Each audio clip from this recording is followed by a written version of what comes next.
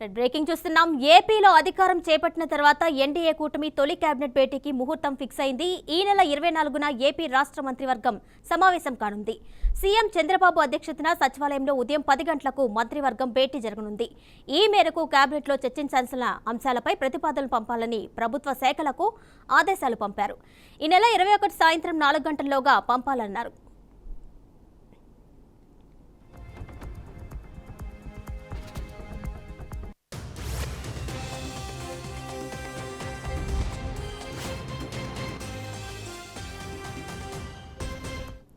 మరోవైపు ఎల్లుండి నుంచి 2 రోజుల పాటు ఏపీ అసెంబ్లీ సమావేశాలు జరగనున్నాయి. ఈ సందర్భంగా స్పీకర్, డిప్యూటీ స్పీకర్ ఎన్నిక, సభ్యుల ప్రమాణ స్వీకారం నిర్వహిస్తారు.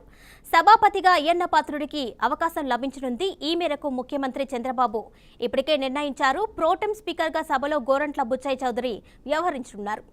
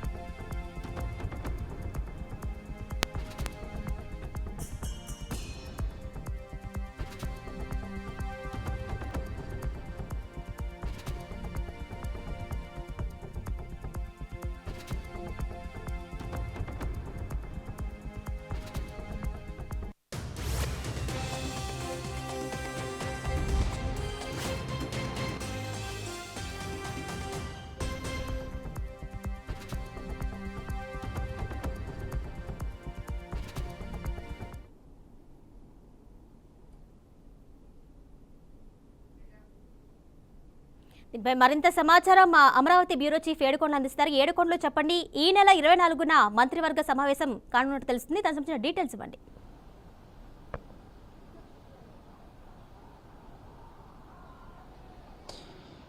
కిరణ్మయ్యి, ఏదైతే ఈ నెల 21, 22 తేదీల్లో ఏపీ అసెంబ్లీ సమావేశాలు జరగనున్నాయి. దీనికి సంబంధించి రేపు ప్రోటెం స్పీకర్ని ఎంచుకుంటారు. అయితే ముందుగా ఏదైతే అసెంబ్లీ సమావేశాలకు ముందే కేబినెట్ సమావేశం జరగడం అనేది రివాజ్గా వస్తుంది. కానీ ఈసారి మాత్రం ఇటువంటి పూర్తిస్థాయి బడ్జెట్ సమావేశాలు కానీ పూర్తిస్థాయి సమావేశాలు కాకపోవడం వల్ల ఈ నెల 24న ఏపీ కేబినెట్ తొలిసారిగా భేటీ కానుందని చెప్పేసి సమాచారం అందుతుంది. అయితే ఇప్పటికే ఏపీ అసెంబ్లీ సమావేశాలకు సంబంధించి తగు ఏర్పాట్లు అయితే ఇప్పటికే ఏపీ సచివాలయంలో చేస్తూ ఉన్నారు. ఏపీ అసెంబ్లీని సర్వాంగ సుందరంగా కూడా తీర్చిదిద్దుతున్నటువంటి పరిస్థితి కనిపిస్తుంది. ఇప్పుడే మీడియాకు కానీ అలాగే అక్కడ వచ్చేటువంటి విజిటర్స్కి అలాగే ఎమ్మెల్యే నుంచి ఎమ్మెల్యేల తాలూకా వ్యక్తులకి అందరికీ కూడా లోపలికి అనుమతించేందుకు ప్రత్యేకంగా పాస్టులు కూడా రెడీ చేస్తున్నటువంటి పరిస్థితి కనిపిస్తుంది.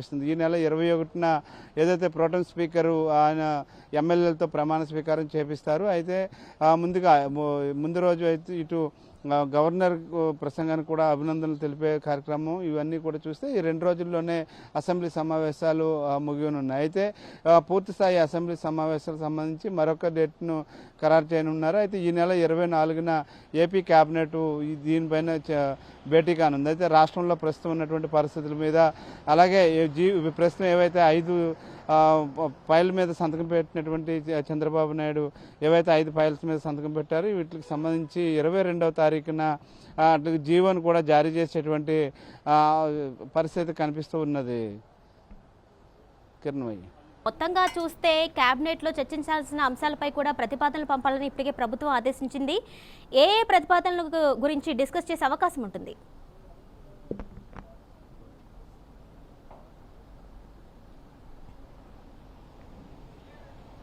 ఏడుకొండలు, ఇప్పటికే కేబినెట్లో చర్చించాల్సిన అంశాలపై ప్రతిపాదనలు పంపాలని ప్రభుత్వం అయితే ఆదేశాలు జారీ చేస్తుంది. ఈ నేపథ్యంలో ఏ అంశాలపై చర్చించే అవకాశం ఉంటుంది?